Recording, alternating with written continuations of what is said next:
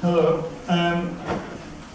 I'd also like to add my thanks to Charles for organising this conference. What I'm going to talk about, and for inviting all of us, what I'm going to talk about is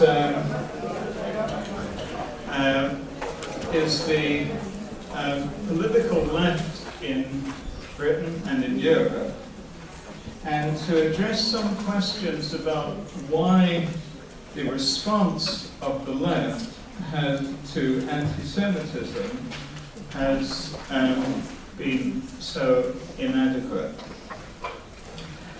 The first thing I want to say is that in the self-conception of the political left in Europe and in the United States, I think, the self-conception of the left is that it's anti-Semitic. They see themselves, or we see ourselves, as anti-Semitic, and it does raise a kind of quandary of, given that the left sees itself as anti-Semitic, why it has such difficulty in dealing with anti-Semitism. The first thing that seems to me to be sort of worth raising in this respect is that that anti-Semitism is seen on most sections of the left as a problem of the past.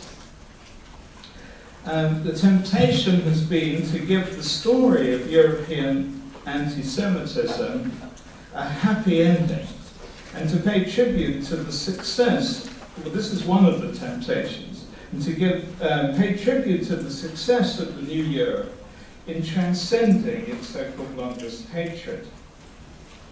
Anti-Semitism is tucked away safely in the past, overtaken by the defeat of fascism, the fall of the Soviet Union, and the rise of the European Union.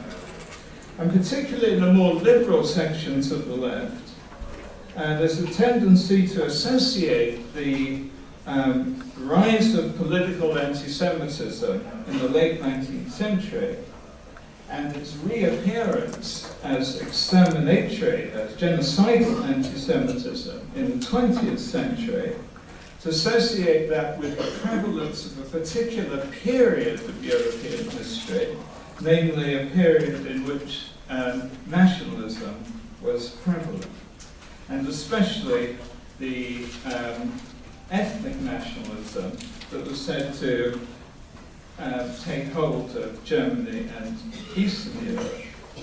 So the more liberal wing of the left tends to see the new Europe as marking a new period in European history, one that spells the end of anti-Semitism as we know it.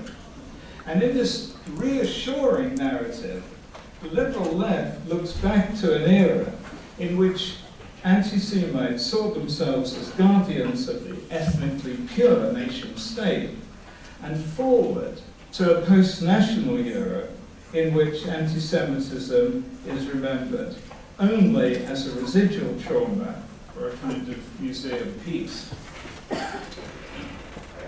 On the radical left, it's generally postulated that European racism is a recurring phenomenon that has deep roots in Europe's colonial experience. However, we're now told that anti-Semitism, we're also told in the radical left, that anti-Semitism was a racism of the past, also connected to the national period of European history.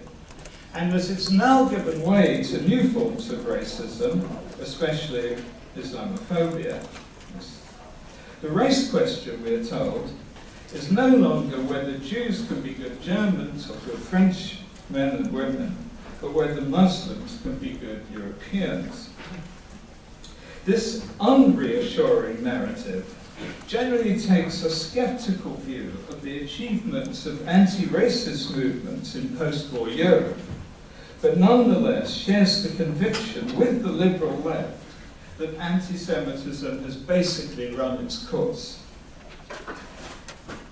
And what you get from both this sort of more liberal side of the left and the more radical side of the left is the factual claim that anti-Semitism is no longer a problem. And this excludes it in the eyes of the left from the list of racisms that Europe now has to confront.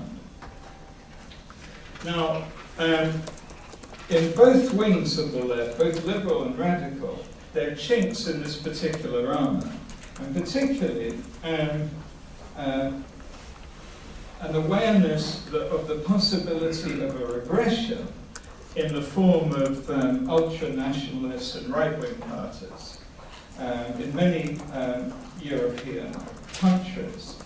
And they qualify, the left tends to qualify the view of anti-Semitism as a kind of past imperfect by expressing a justified alarm over the re-emergence of right-wing anti-Semitic parties. But so when anti-Semitism takes a form that's recognized, takes a form today that's recognizable in terms of the past, there's some recognition. On the whole, though, the anti-Semitism of the left looks to anti-Semitism itself as a problem of the past. I think this is the first point I want to make. But then this raises the question of what happens when people say that anti-Semitism is not a problem of the past, but is a problem of the present.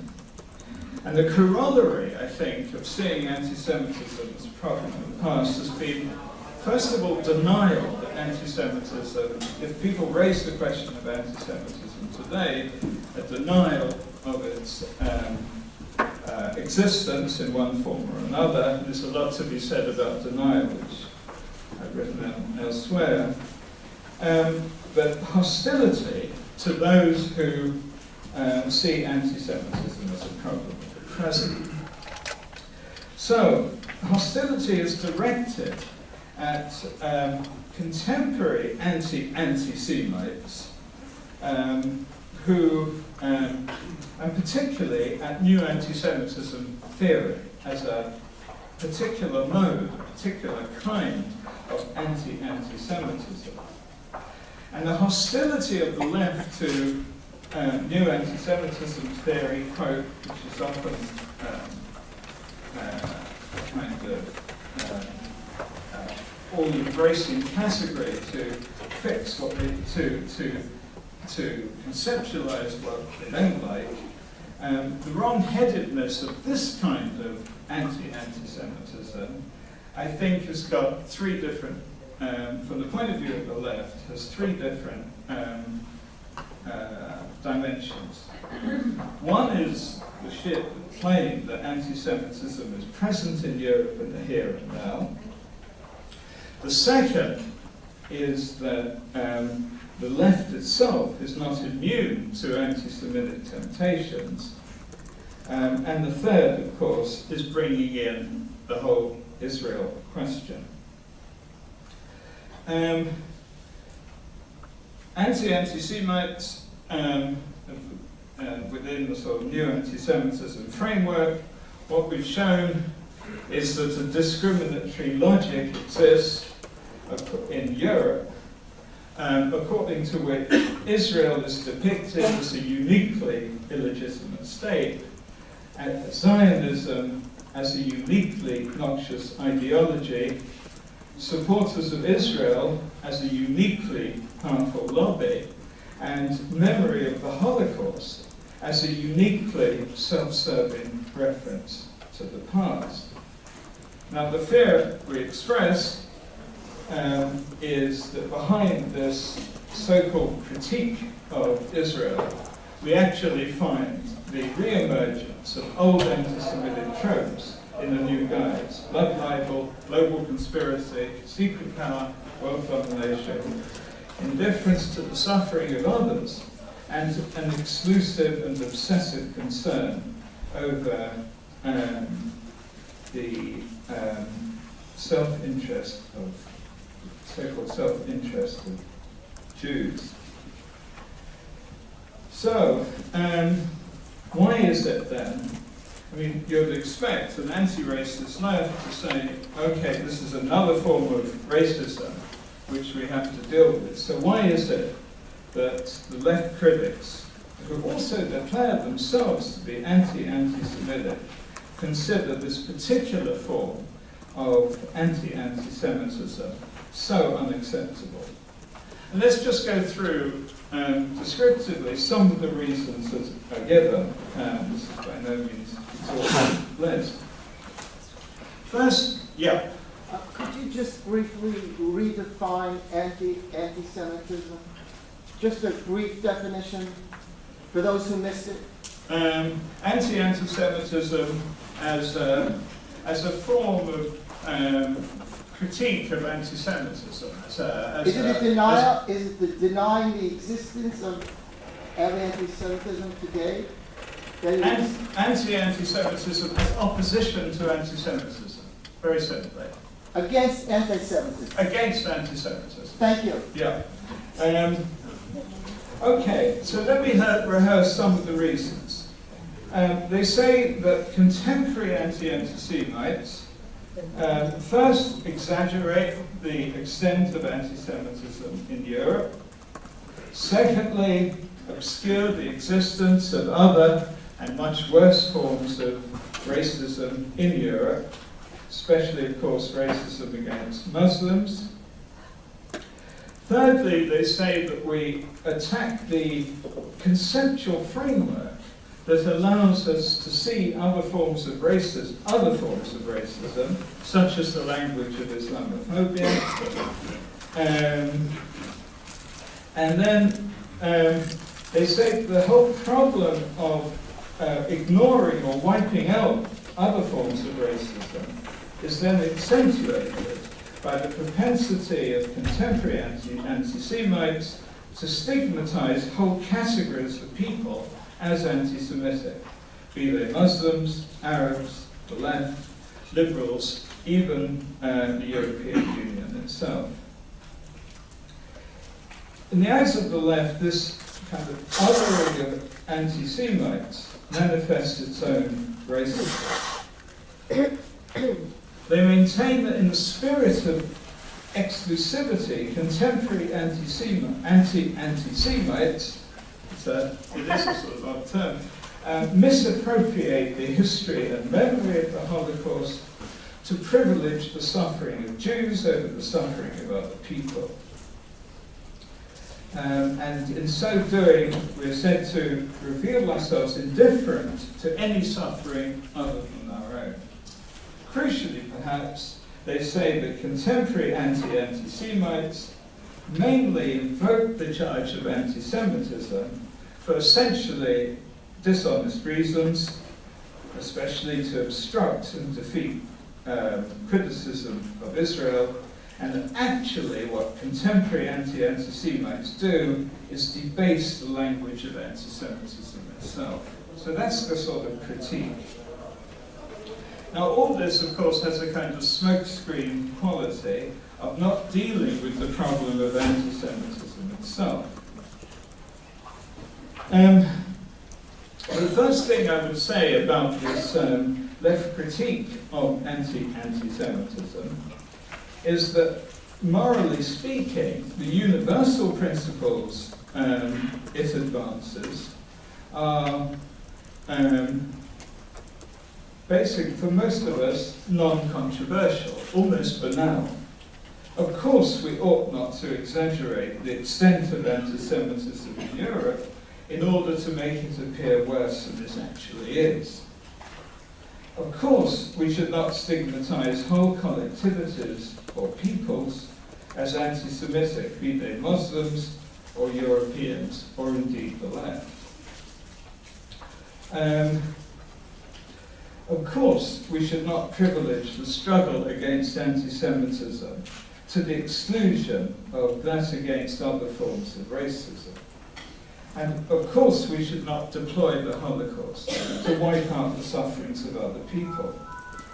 Of course, we should not use the charge of anti-Semitism to provide a dishonest defense of Israel.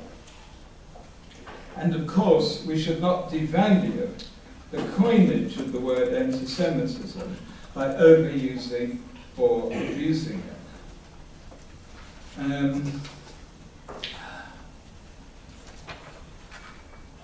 But who then is the target of these criticisms? Who are the they who are said to be sensitive? Sorry, I'm feeling very unwell. I think I'm going to stop for the moment. I'm feeling very faint. I think I'm going to stop. And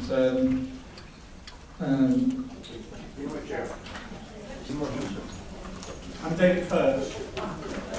I teach sociology at Goldsmiths in the University of London. And I want to talk a little about, actually not what most of this conference has been about, which is things that happen in the Middle East, things that happen within predominantly Arab or Muslim states. I want to talk more about what happens in Britain and in Europe and in my world. My world is, I'm a sociologist. I read the Guardian newspaper. I'm a member of my trade union. I come out of the left. I'm still in the left. And I want to talk about anti-Semitism in that world. Now, first thing I want to say is this. One can sit down with a bunch of activists or scholars who are thinking about the Palestinians and who are rightly concerned about Israeli human rights abuses against Palestinians and who rightly, in my view, concerned about the occupation of the West Bank and of Gaza.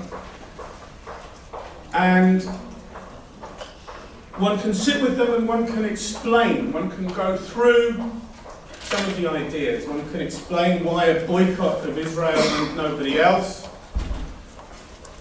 may be anti-Semitic or may be anti-Semitic in effect, and one can explain that they should avoid blood libels, and one can explain that they should avoid conspiracy theory, and then somebody's likely to put their hand up and say, I can understand that. I can understand that one should avoid anti-Semitism, but how can one really hurt them?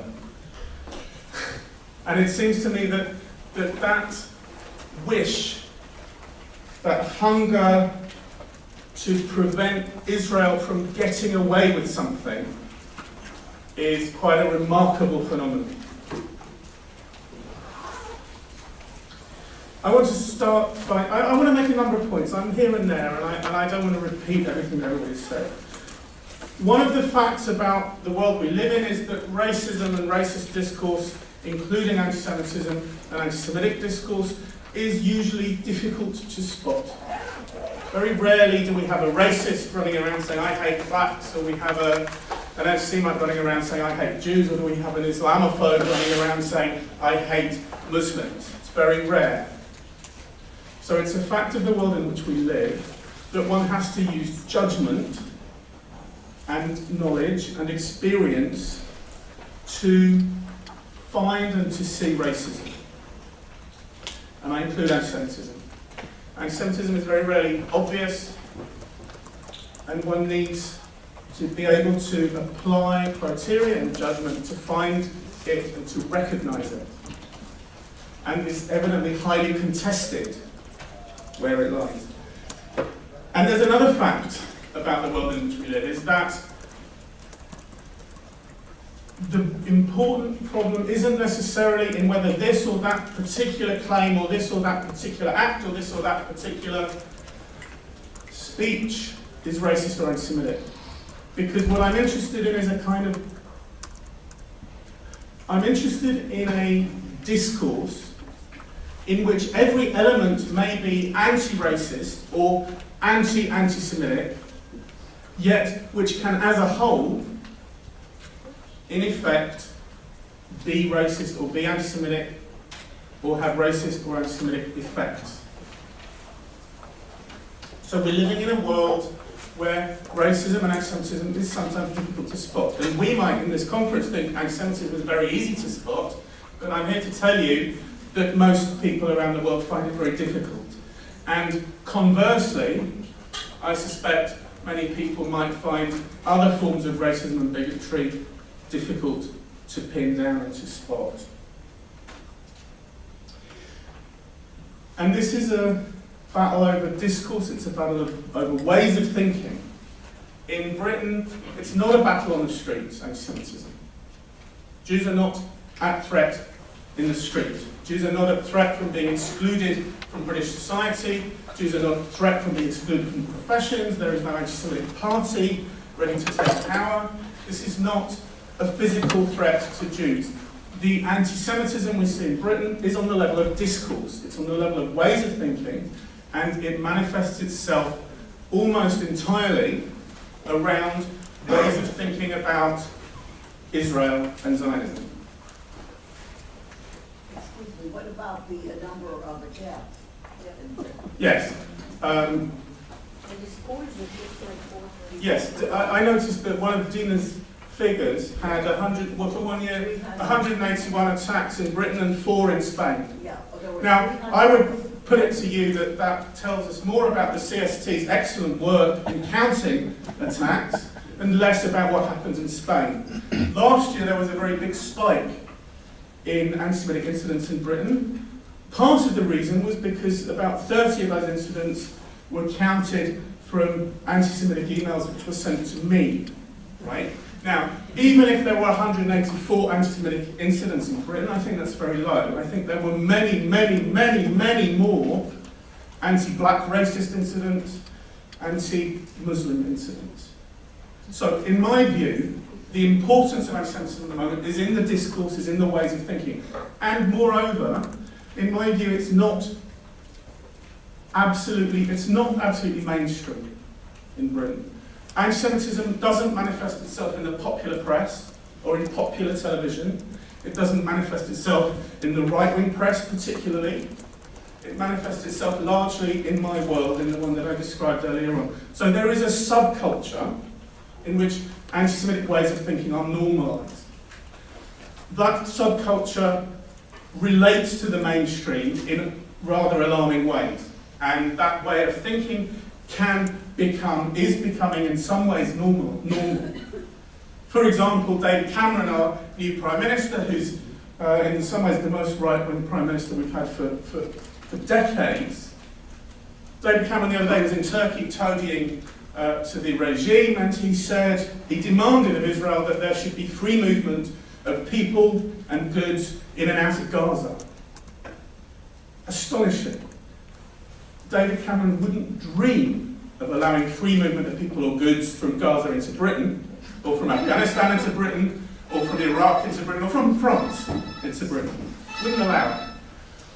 So there are all sorts of ways in which mainstream ways of thinking around the Israel-Palestine conflict are manifesting themselves in the mainstream. But they're not a mainstream phenomenon, they're a phenomenon in a kind of subculture.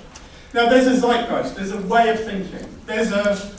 Within that subculture, I think, there's a kind of, as I said, a hunger to prevent the Israelis getting away with it.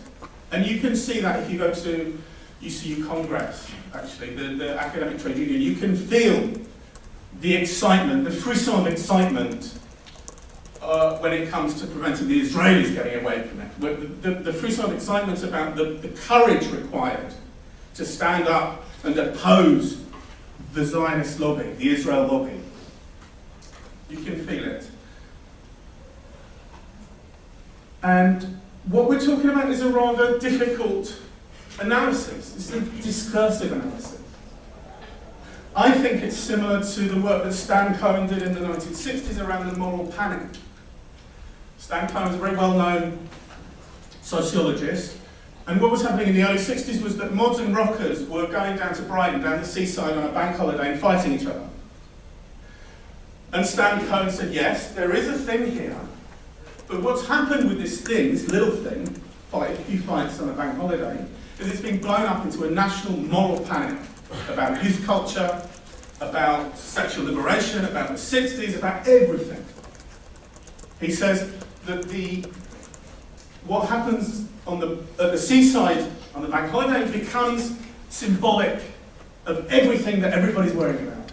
And I think within the kind of left and liberal milieus in Britain and in Europe, I think there's a moral panic about Israel. I think Israel and Palestine is a thing. I think it's a real conflict. I think there are real human rights abuses on both sides and real bigotries on both sides. I think it's a real thing. But around that is a moral panic which prevents rational discussion and rational responses. So one of my key ideas is that what we have is a struggle over the boundaries of anti-racist discourse.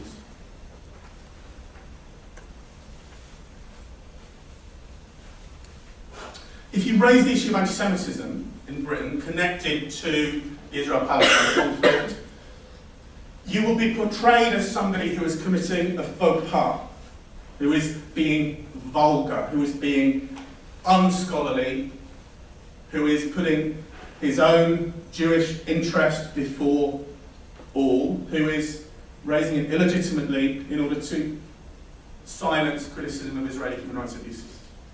In other words, the very act of raising the issue of anti-Semitism is very often, in quite subtle ways actually, pushed outside of the boundaries of polite anti-racist discourse. Conversely, of course, when we characterise something as anti-Semitic, if we say a boycott of Israeli academics is anti-Semitic, what we're doing, quite consciously, is we're saying this is not only mistaken, but the debate itself belongs outside of the boundaries of rational and anti-racist discourse. It's not that the boycott is wrong, it's that the question is a racist question, is an anti-Semitic question, and ought not to be asked. And when the question is asked, and when the discussion is had, it brings with it all sorts of anti-Semitic ideas and exclusions. The Union Congress in Britain, the Union of the Academics, at the Congress now there is no Jew left willing or able to oppose the idea of boycotting Israeli academia. The Jews have been pushed out, they've been bullied, they've been just made to feel it's not worth the bother, and some of them have been excluded by bureaucratic means. When there's a debate at the UC Congress, which is sort of formally the representative body of British academics, there is no Jew there willing or able to oppose the boycott. There are many anti-Zionist Jews who are willing to say the boycott is a very good thing, the boycott is in keeping with Jewish ethics, we're in favour of the boycott, don't worry about anti-Semitism, but there are no Jews left. Okay. Now,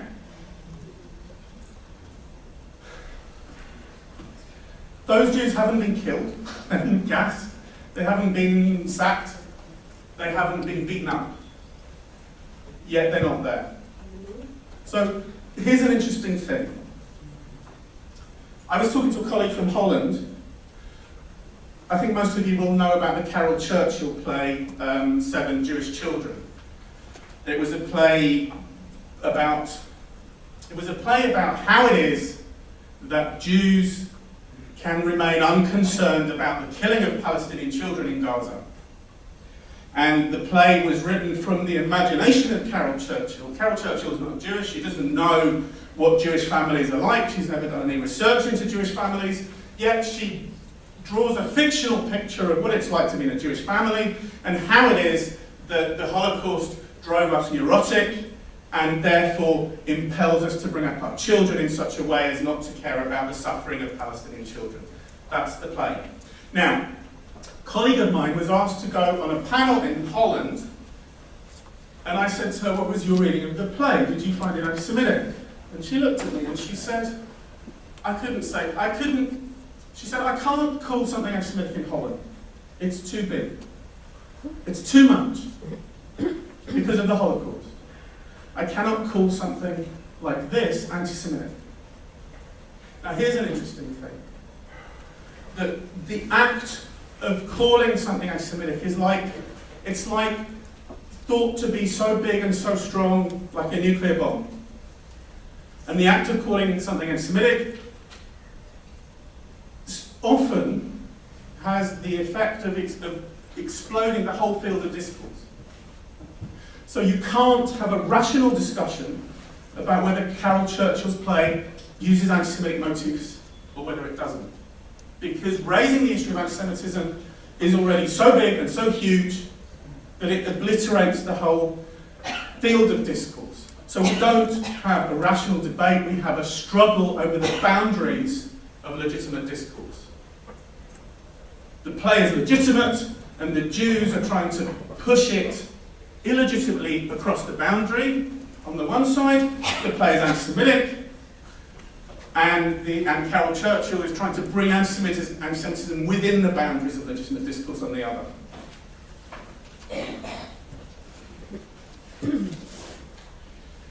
The mechanism by which the raising of anti-Semitism is pushed outside of the boundaries of anti-racist discourse, I've called the Livingston formulation. Ken Livingstone, the Mayor of London, said this, and I quote, "For far too long, the accusation of anti-Semitism has been used against anyone who is critical of the policies of the Israeli government as I have been. You raise the issue of anti-Semitism, you do it in bad faith, right, has been used." Livingstone doesn't say by who, often the formulation doesn't say by who, but we know by who. So one element is this is necessarily bad faith, right? Livingstone doesn't say to the Board of Deputies of British Jews, "You made a mistake. I wasn't anti-Semitic." To the journalist, "You made a mistake. Karadawi doesn't support Hitler." He doesn't say that. He says, "You do this in bad faith in order to delegitimize my opposition to the Israeli government." So bad faith, but also a conflation of criticism of the Israeli government with embracing al-Qaradawi or with, you know, a little drunken spat journalist. Now, interestingly, it's perfectly possible for people to respond to an accusation of anti-Semitism rationally. Yeah, people could simply respond to it. And, you know, Livingstone could say, well, al-Qaradawi isn't an anti-Semite, or well, he could say whatever he wants to say, but he doesn't. What he does instead is take the discussion outside of the bounds of rational discourse with this formulation. I'm not going to answer you because you're doing this on purpose for other reasons. Astonishingly, the Livingstone formulation comes up again and again and again and again and again. If you Google it, you'll find my examples. I've just published this paper in an Austrian journal called Transversal, which I will put online, which gives, I think, I can't remember how many examples, 25 examples of the same formulation being used. It's perfectly possible for people to respond to an accusation of anti-Semitism rationally. It's astonishing how often this irrational response, this response which sort of smashes up the possibility of discussion, is used. For example, Carol Churchill responds to Howard Jacobson by saying, "You're doing this, it's the usual tactic." How long have they got, Lars? We've got 20 minutes right now, so like, add 5 minutes. Okay. So, moving on to a point which I think is very important, is this point of intentionality.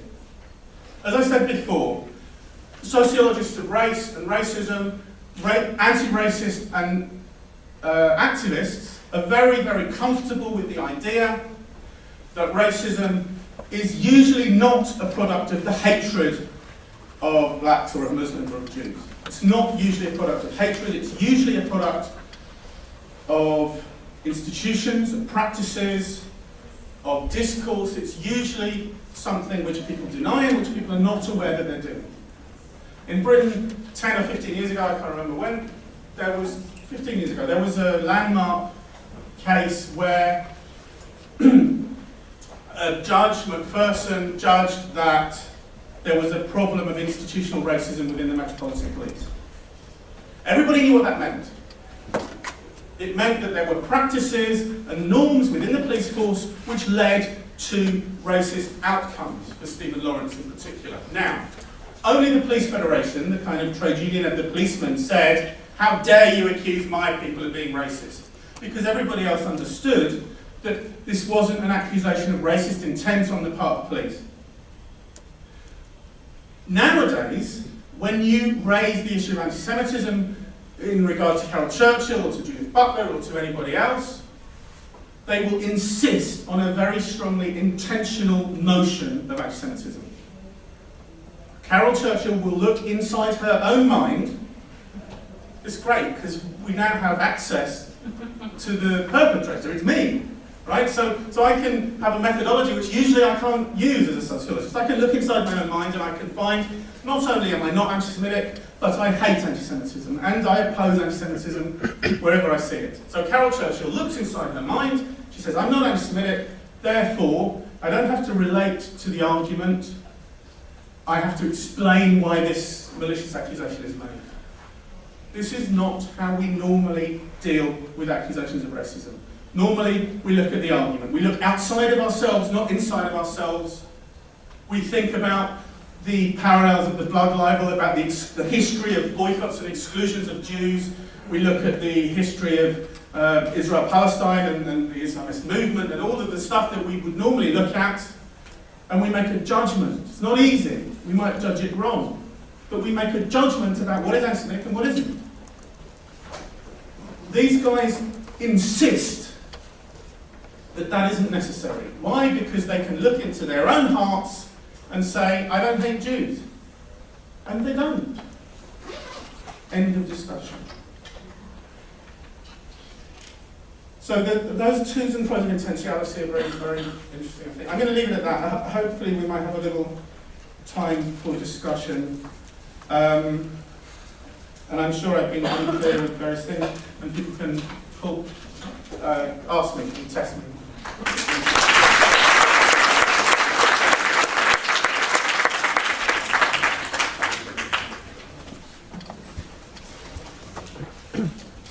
Thank you, David.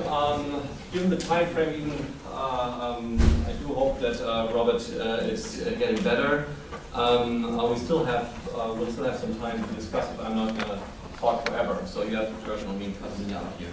So, my name is Lars Rensman. As you can see from the PowerPoint, I teach political science at the University of Michigan, and I intended to talk about the radical right. It will not be so much about the radical right. I intend to talk about the radical right because at times we forget that there is still a quite strong alive radical right in Europe that is in fact mobilizing anti-Semitism, and it's part of the problem I want to address today, that even that in fact is very often denied in the European public.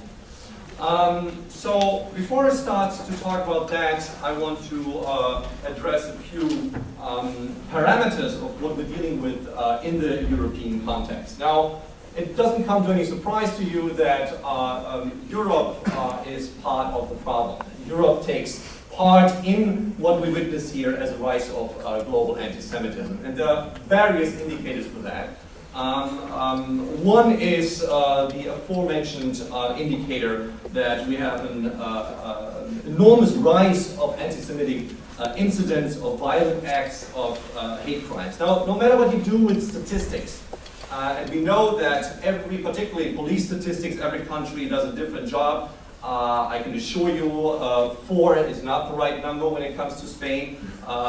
It's a fault of in a country where anti-Semitism is outrageous. And by all data that we have, this anti-Semitism in Spain is unbelievably widespread. And you have to look for the anti-Semites. It will be difficult to spot. I know a couple.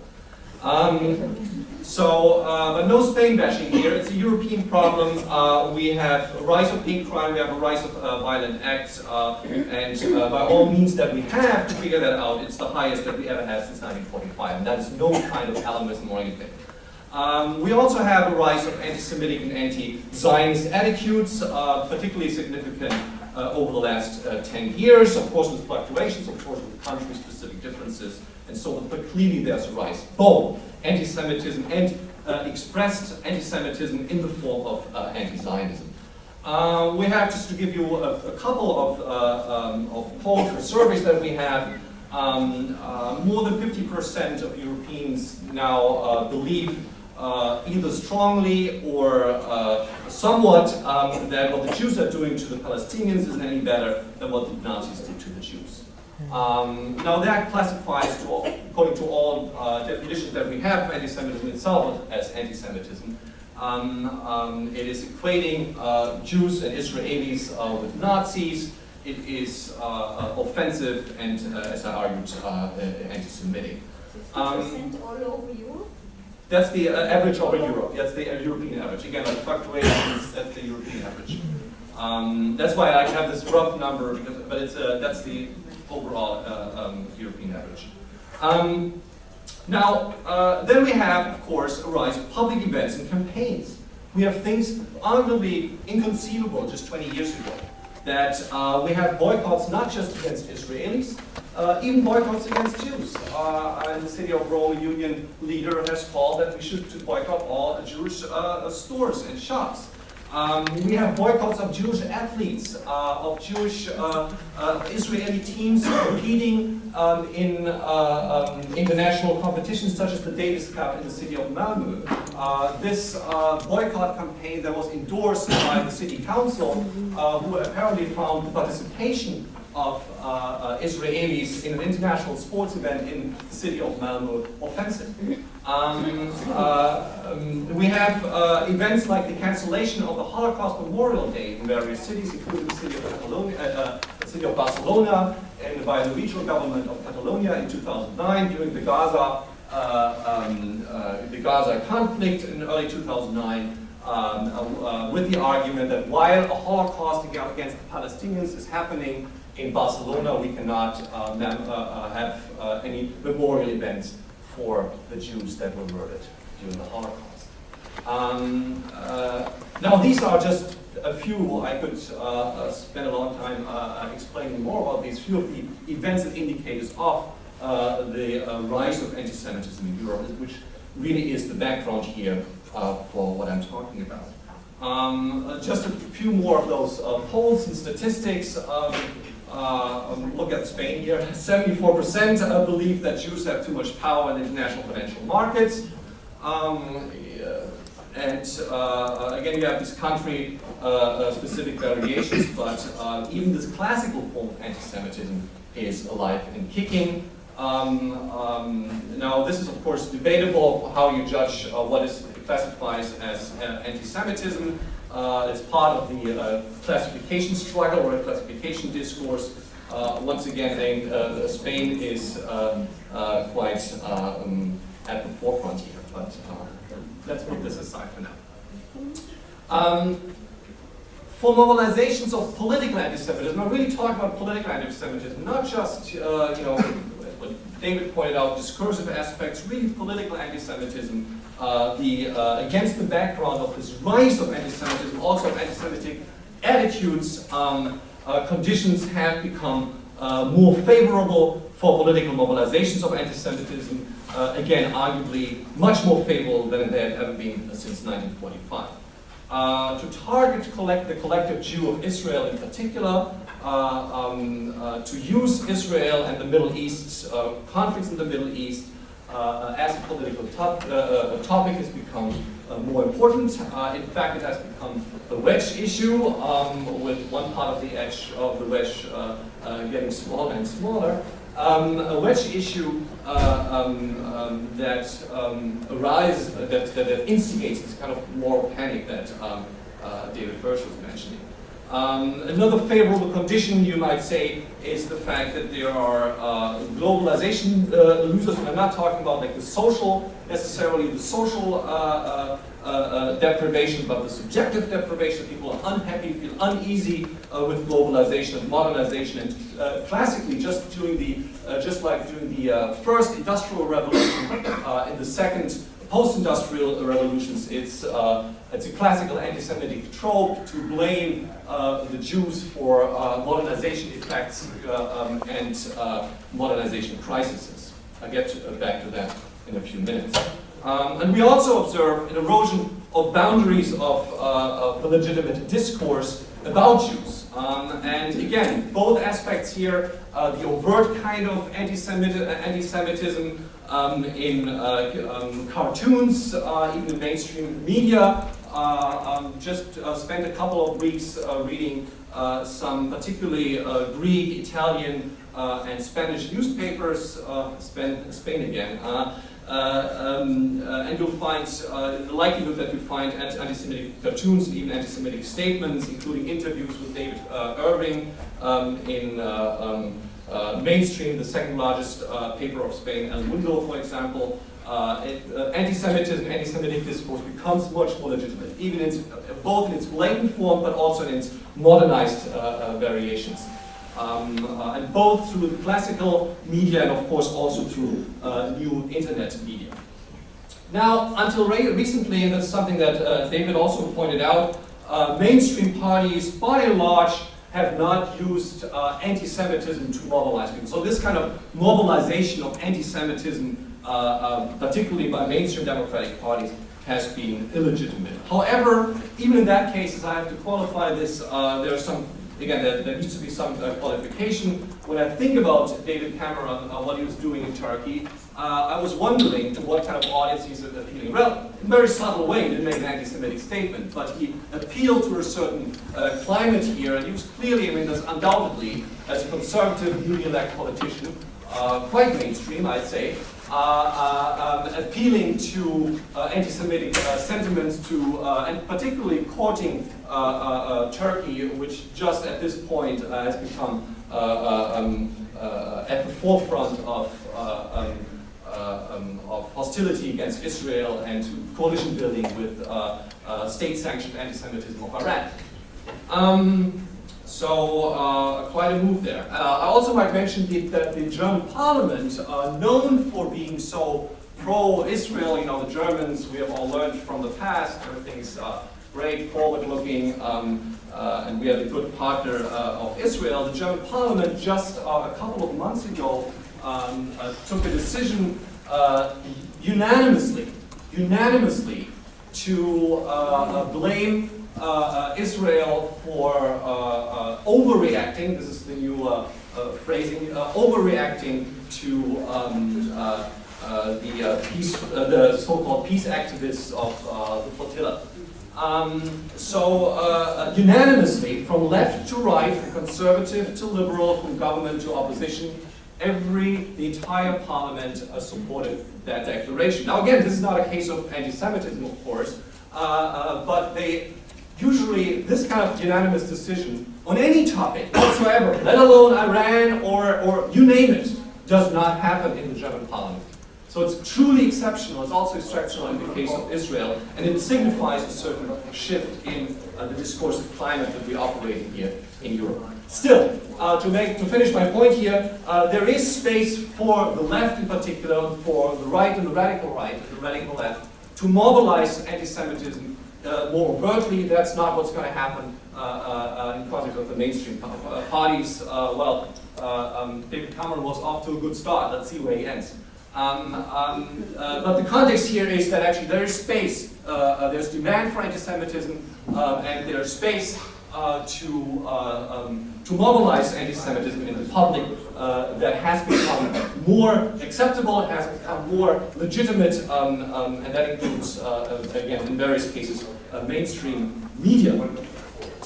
Now, before I really turn to the radical right, there's one aspect that really is striking, and some scholars have already mentioned that, in making mobilizations of anti-Semitism, political mobilizations of anti-Semitism, possible again, or who are really, in this political science terms, are providing a favorable condition for the mobilization of anti-Semitism. And then that is its denial. The denial that anti-Semitism even exists, apart from being a charge used by pro-Israel lobbyists, that anti-Semitism is today's problem that we are facing. It starts with denying modernized forms of anti-Semitism, as in radical anti-Zionism. All of those are just seen as only criticism of Israel. Whenever there's a phenomenon of anti-Semitism that uses the Middle East as a medium, it is outright criticism. It's only criticism of Israel, nothing else. It can never be, as soon as I substitute the word Jews by using the word Zionists, it can no longer be anti-Semitic. And then, of course, the lovely trope that we're confronted here with in this context of denial is that it is prohibited, it is banned from the European public to criticize Israel. That is, of course, like when you look at it, and if you just even start to make a media analysis, it's quite ridiculous. Still, this charge is flourishing, it's blooming, you find it everywhere.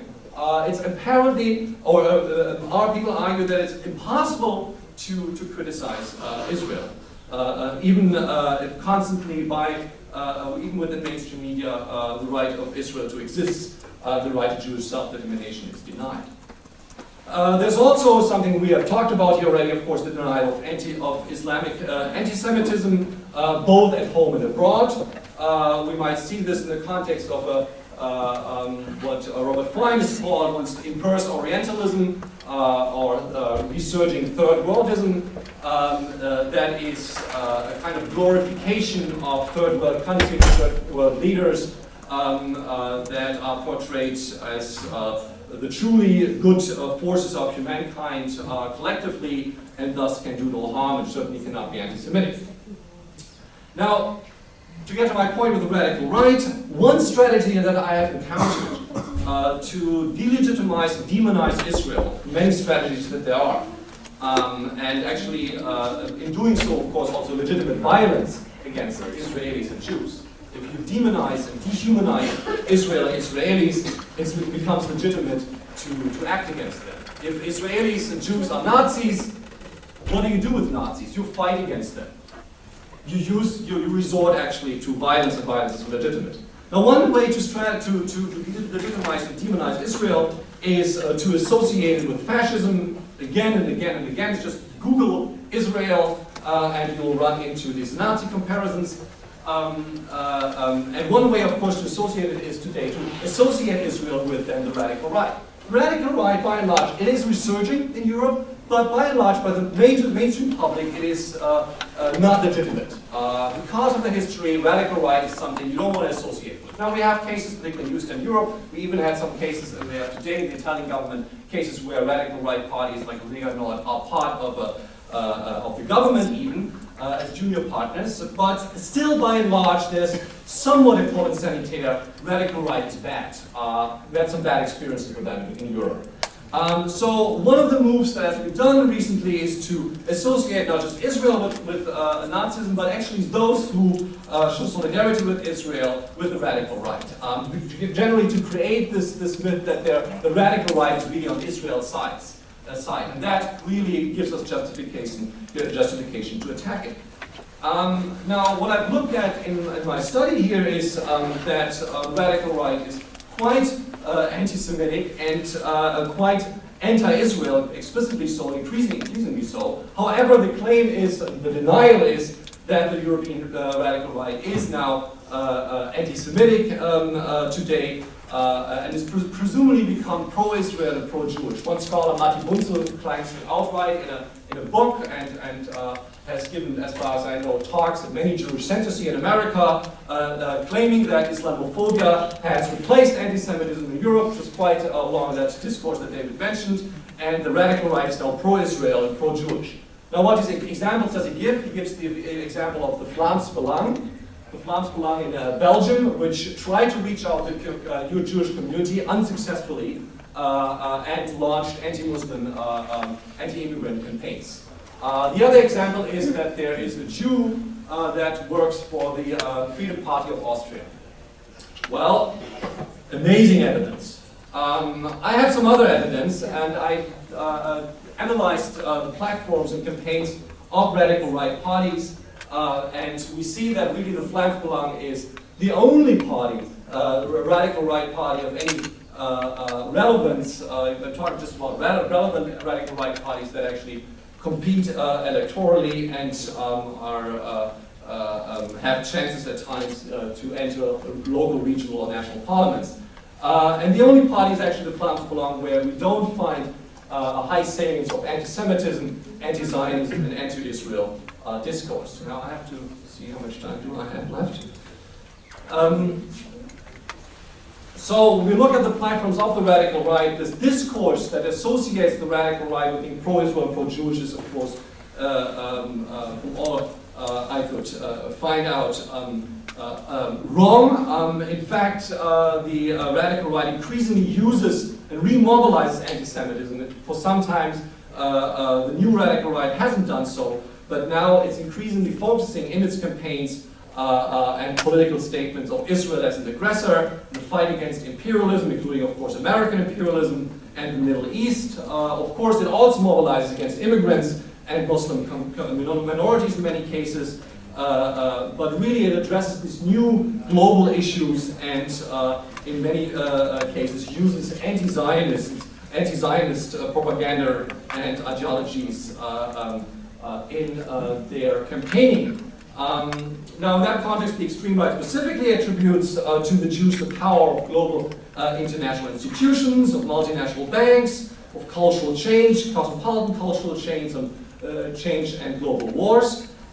Jews appear as destroying nations, as string pullers behind globalization that have, and of course, there's no right to Jewish self-determination and no right of Israel to exist.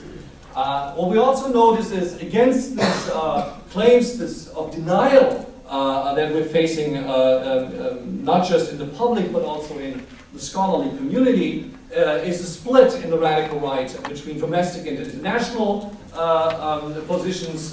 Domestically, there is very often, in many cases, propaganda or hostility against Muslims, against immigrants. But as soon as it comes to the international level, in most cases, the so-called Islamic struggle against the Jews is classified as heroic and glorified. Now, I want to add a couple of hypotheses on what I see here, not just in the context of the radical right, but in the broader context of denial and favorable conditions for the radical right to mobilize anti-Semitism and actually for other agents in the European public to mobilize anti-Semitism. Anti-Semitism in Europe emerges today in multiple new publics, in multiple new contexts, and the radical right's reloaded political anti-Semitism that we find if we take a close look at across Europe, their platforms and campaigns, represents one, but clearly contrary to what some people, I think Robert Fine has pointed that out, say, only one manifestation of such political anti-Semitism. Anti-Semitism benefits hereby from a denial. Modernized forms are never recognized or almost never recognized, and open forms of anti-Semitism and anti-Jewish hostility become more acceptable. And increasingly we see Israel is used as a medium, and so anti-Jewish hostility is not recognized.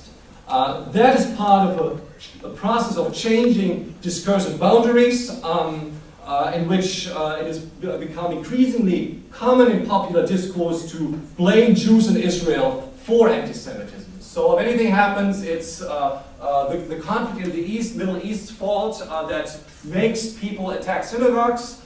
It's just a reaction to actions of Israel and the Israeli military, just as even in the Middle East, in this interpretive scheme, even in the Middle East, anti-Semitism is, and terrorism against Israelis is just a reaction against Israeli policies and Israelis in Europe. Fourth hypothesis, the radical right's anti-Semitic political mobilizations under slogans such as "Stop Zionist Aggression" are largely indistinguishable from those of the radical left. It's really difficult when you see how this modernized anti-Semitism within the radical right very often articulates itself and what kind of framing is used to attack Jews. And in many cases now, of course, we actually see not just an ideological convergence, but also even an organizational alliance. Again, think of the example of the flotilla, where German left-wing parliamentarians, together with martyrs and radical rightists from Turkey, Turkish nationalists together, entered the so-called peace activism.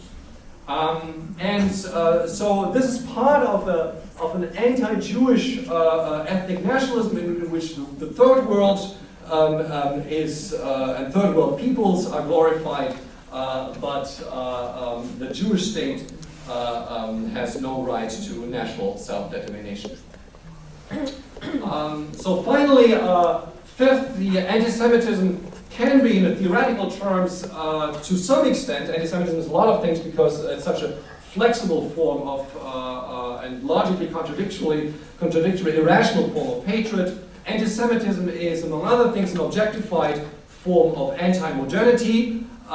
It expresses and personifies dissatisfaction and unease within the global condition, an uneasiness in post-modernity, and particularly, of course, that becomes, you can see that it becomes very often more articulated when you add to this global economic crises. However, this uneasiness in the modern world, with its rapid cultural change, is again very often projected to the Jews and then interpreted as a global Jewish conspiracy. And Israel, in that context, ironically, is charged of being too particularistic and too nationalistic. At the same time, it is cosmopolitan. It is seen as too cosmopolitan at the forefront of globalization. Logical contradictions, yes, abundantly so, but that is part of the nature of anti-Semitism. Contradictions don't matter. Finally, we can interpret some of the rising anti-Semitism in the context of post-colonial guilt projections. Yes, we admit that there have been European crimes. Yes, we admit that the Holocaust happened in Germany, that happened in Europe, but it is much more convenient for those to project the problem of colonization now to Israel as the alleged new colonizer. And let me conclude with one more remark and consideration. When we talk about cosmopolitanism, and of course traditionally Jews are identified with being cosmopolitan, it is forced upon them. It is forced. Jews in this discourse are not supposed to have any choice. And this is part of also many academic discourses who glorify this kind of image of the cosmopolitan Jew. It is forced upon Jews. Every country is celebrated as a nation state. Just think of the World Cup. But if a Ghanaian player, as it happened in 2006, hold up the Israeli flag because he played for that country, he played for Ghana in that contest, but he played in Israel. He had a lot of sympathies for his friends in Israel. He was attacked by the Ghanaian Soccer Association and by all kinds of African and Arab countries, and certainly also within the European public. It's not legitimate. The one country that is not, or the one group of people who don't have the right to self-determination are Jews, so there's this kind of forced cosmopolitanism. Just these theses in addition to my descriptive analysis of the radical right, and I'm happy to also take questions. Thank you.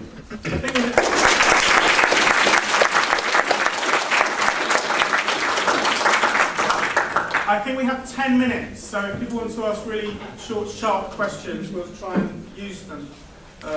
Somebody chair it. Dina, come and chair it.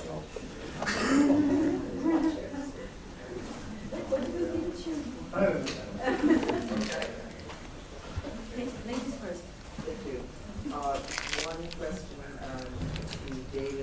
and that was when he said that given their internal looking out at themselves, she was not in fact bigoted against Jews.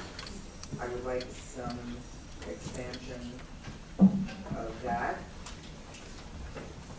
Okay, I think it's She doesn't. Could you repeat the question? The question is about the idea that people who are carriers of anti-Zionism and its relation to anti-Semitism, those people, it's about their intentionality.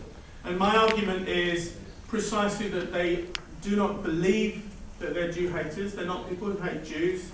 And if one defines anti-Semitism through hatred of Jews, then one misses actually the most important and the most dangerous anti-Semitism, which is people who don't hate Jews, but who nevertheless act and speak in anti-Semitic ways.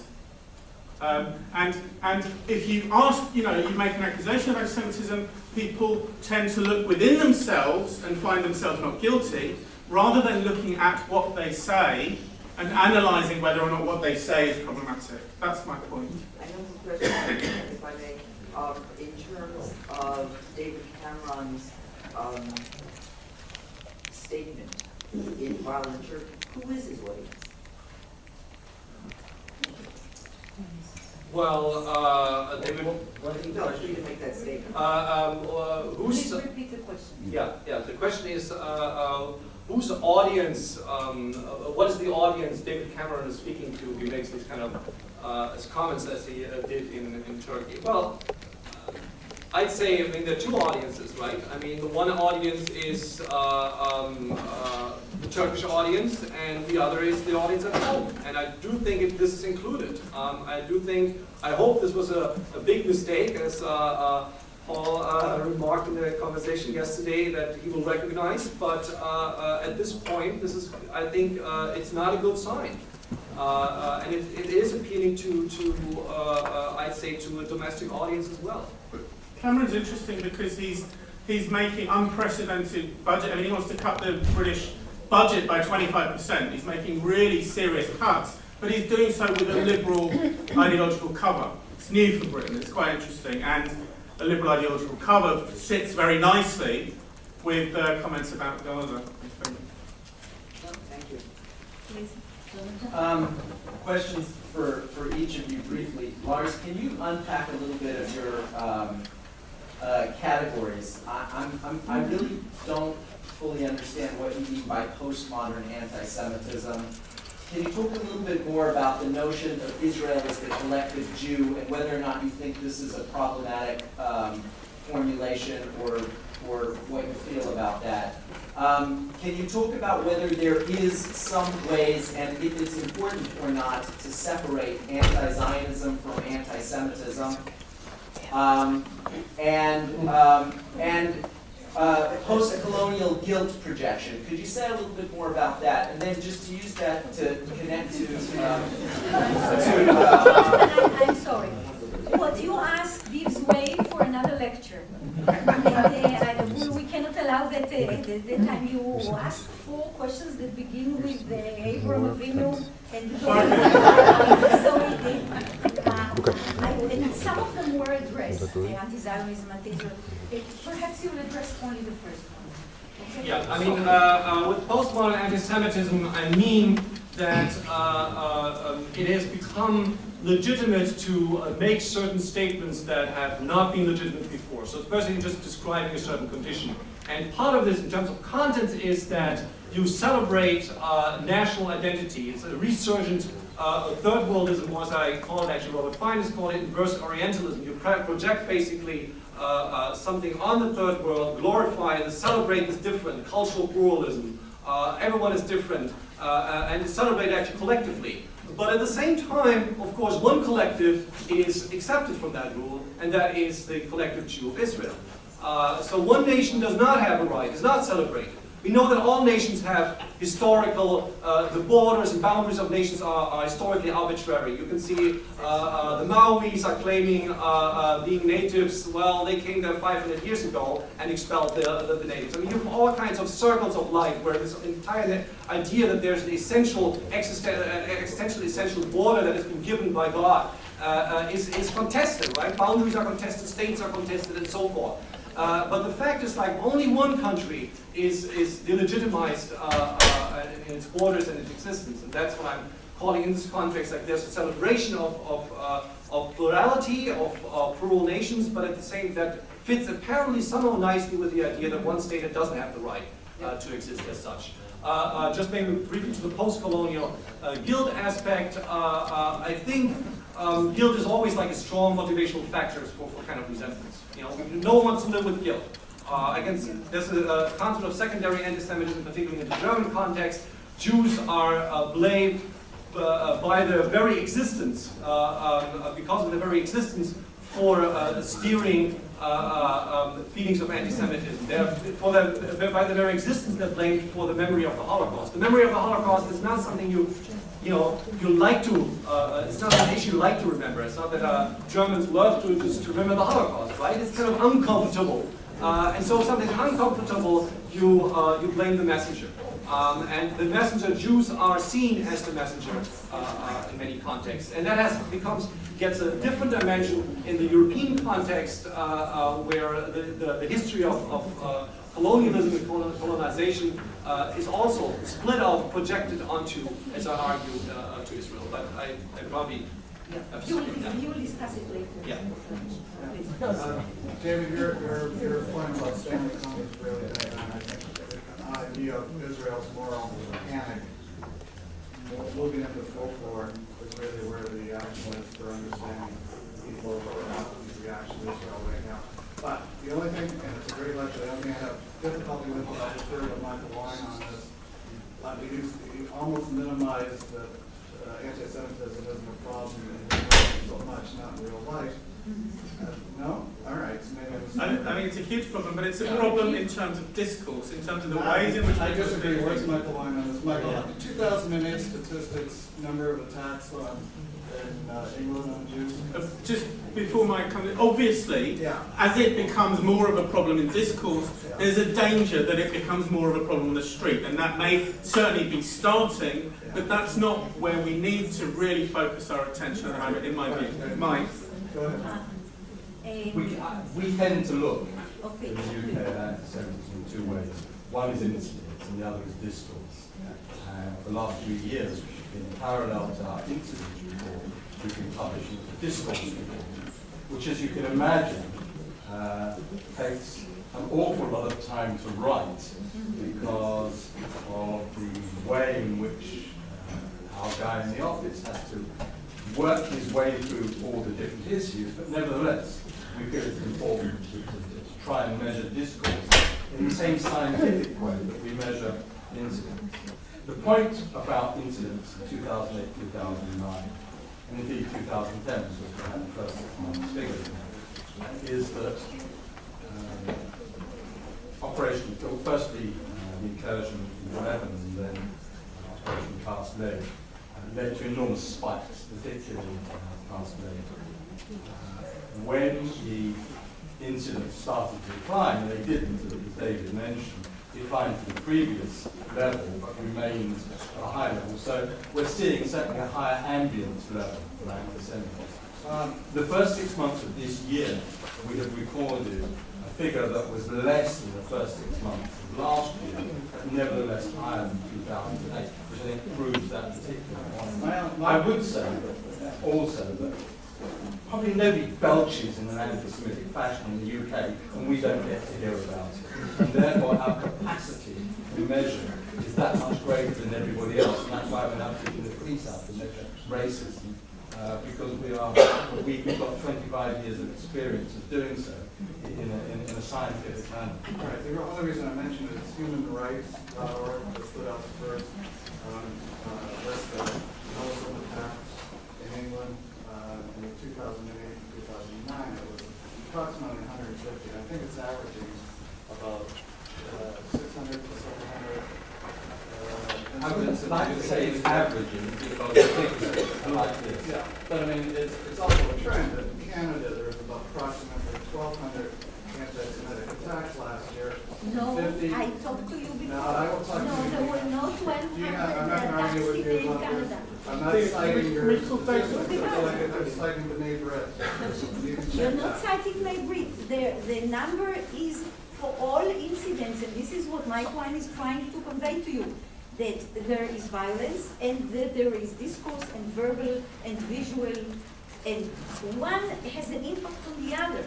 But still, this is countable, and this is less countable, though they together they nourish one another. There weren't even 1,000 all over the world. I'm just talking about minimizing the number of anti-Semitic attacks in each country, and the actual number of anti-Semitic attacks on Muslims is very, very low in Canada, in England, in the United States. Not so, not so. The police are now trying to...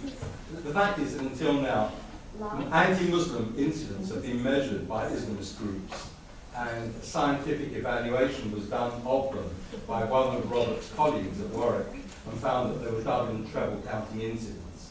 The reality, however, is that there are many anti-Muslim incidents, and now the police are trying to put in place a much better system of measuring anti-Muslim incidents, in part because they are now committed, as a result of a government instruction, to publish on an annual basis racist incidents which can be disaggregated in terms of both victim group and offenders. And therefore they have to group now, they now have to provide accurate figures. Counting notwithstanding. Come on, let's talk about the panel. David, May I make a short comment? David, David, I think that, I'd just like to underline a point which has just been made, and to make a second point.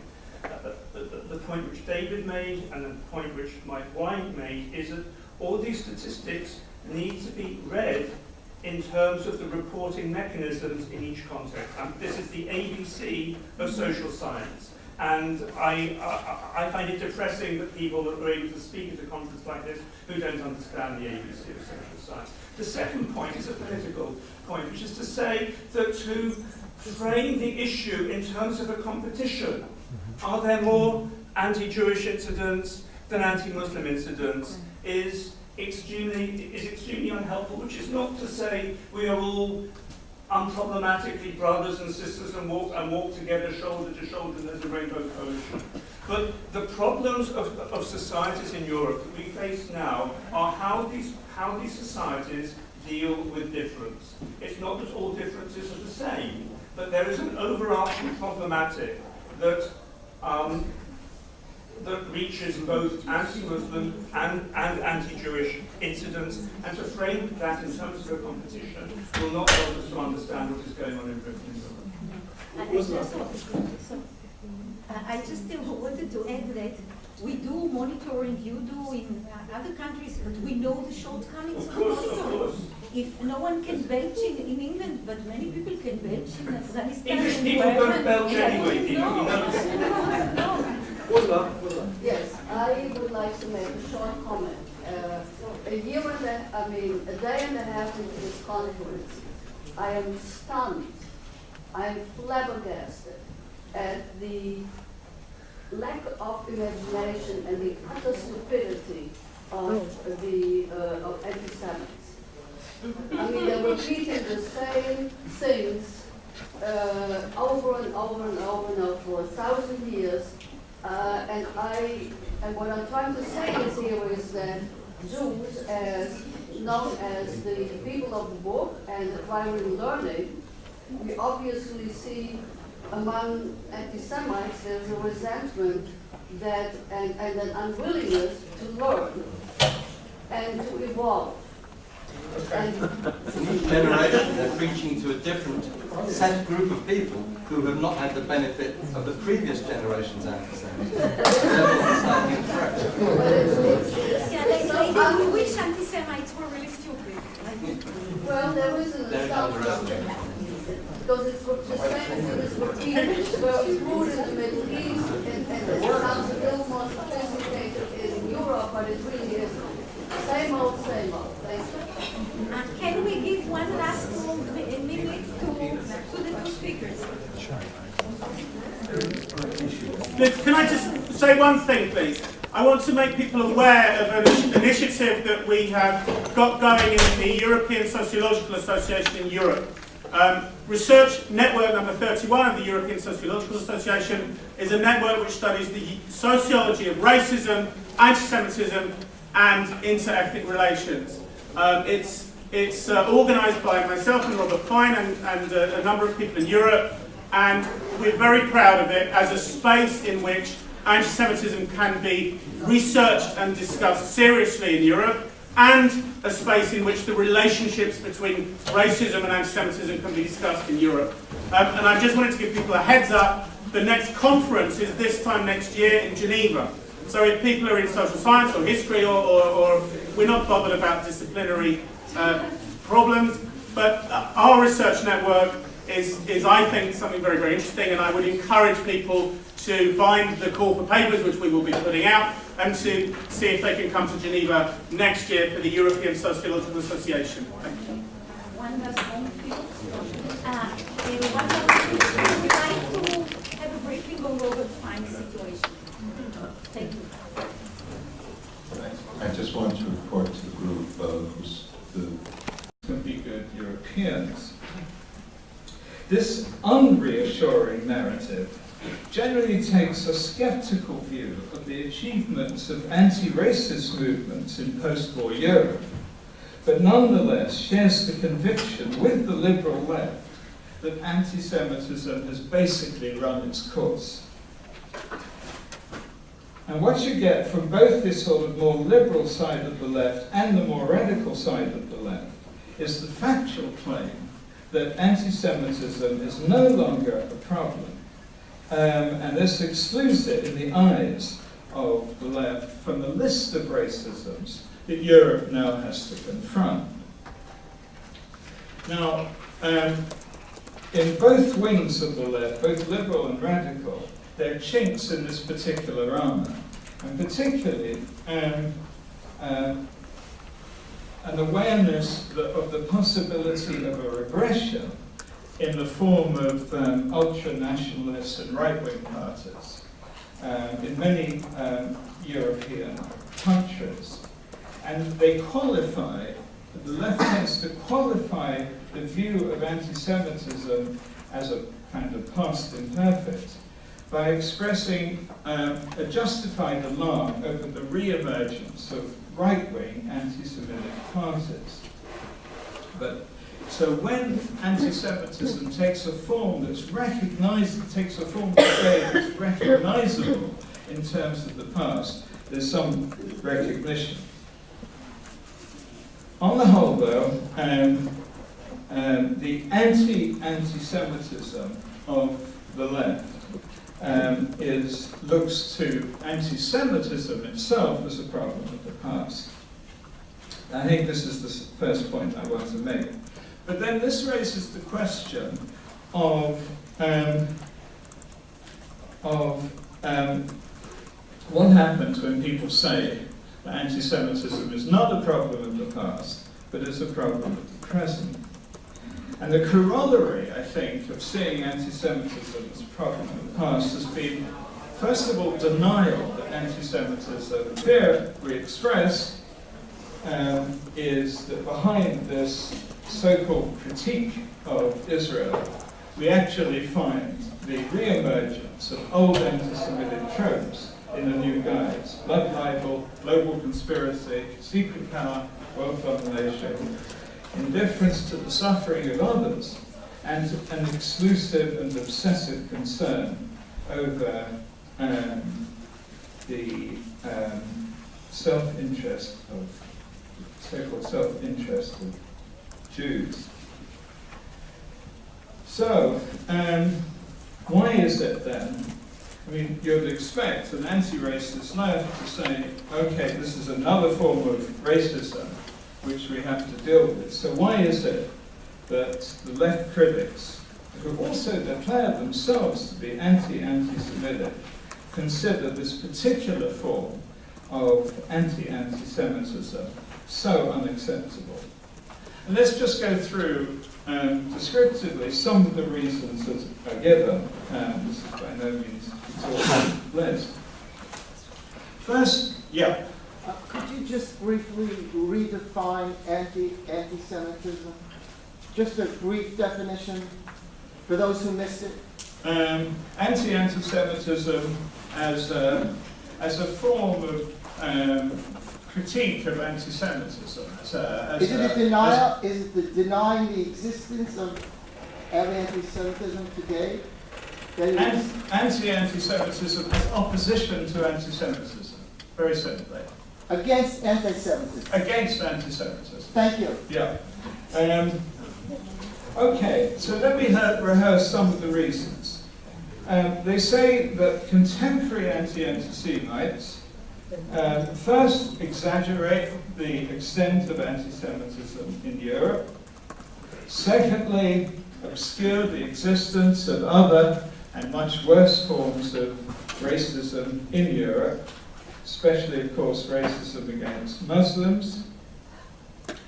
Thirdly, they say that we attack the conceptual framework that allows, if people raise the question of anti-Semitism today, a denial of its existence in one form or another. There's a lot to be said about denial, which I've written elsewhere. But hostility to those who see anti-Semitism as a problem at the present. So, hostility is directed at contemporary anti-Semites who, and particularly at new anti-Semitism theory as a particular mode, a particular kind of anti-Semitism. And the hostility of the left to new anti-Semitism theory, quote, which is often kind of all-embracing category to fix what they to conceptualize what they don't like. The wrong-headedness of this kind of anti-Semitism, I think, has got three different, from the point of view of the left, has three different dimensions. One is the sheer claim that anti-Semitism is present in Europe in the here and now. The second is that the left itself is not immune to anti-Semitic temptations. And the third, of course, is bringing in the whole Israel question. Anti-Semites within the sort of new anti-Semitism framework, what we've shown is that a discriminatory logic exists in Europe, according to which Israel is depicted as a uniquely illegitimate state, and Zionism as a uniquely noxious ideology, supporters of Israel as a uniquely powerful lobby, and memory of the Holocaust as a uniquely self-serving reference to the past. Now, hello. I'd also like to add my thanks to Charles for organising this conference. What I'm going to talk about, and for inviting all of us, what I'm going to talk about is the political left in Britain and in Europe, and to address some questions about why the response of the left to anti-Semitism has been so inadequate. The first thing I want to say is that in the self-conception of the political left in Europe and in the United States, I think, the self-conception of the left is that it's anti-Semitic. They see themselves, or we see ourselves, as anti-Semitic, and it does raise a kind of quandary of, given that the left sees itself as anti-Semitic, why it has such difficulty in dealing with anti-Semitism. The first thing that seems to me to be sort of worth raising in this respect is that that anti-Semitism is seen on most sections of the left as a problem of the past. The temptation has been to give the story of European anti-Semitism a happy ending and to pay tribute to the success, well, this is one of the temptations, and to pay tribute to the success of the new Europe in transcending its so-called longest hatred. Anti-Semitism is tucked away safely in the past, overtaken by the defeat of fascism, the fall of the Soviet Union, and the rise of the European Union. And particularly in the more liberal sections of the left, there's a tendency to associate the rise of political anti-Semitism in the late 19th century and its reappearance as exterminatory, as genocidal anti-Semitism in the 20th century, to associate that with the prevalence of a particular period of European history, namely a period in which nationalism was prevalent, and especially the ethnic nationalism that was said to take hold of Germany and Eastern Europe. So the more liberal wing of the left tends to see the new Europe as marking a new period in European history, one that spells the end of anti-Semitism as we know it. And in this reassuring narrative, the liberal left looks back to an era in which anti-Semites saw themselves as guardians of the ethnically pure nation state, and forward to a post-national Europe in which anti-Semitism is remembered only as a residual trauma or a kind of museum piece. On the radical left, it's generally postulated that European racism is a recurring phenomenon that has deep roots in Europe's colonial experience. However, we're now told that anti-Semitism, we're also told in the radical left that anti-Semitism was a racism of the past, also connected to the national period of European history. And that it's now given way to new forms of racism, especially Islamophobia. The race question, we're told, is no longer whether Jews can be good Germans or good French men and women, but whether Muslims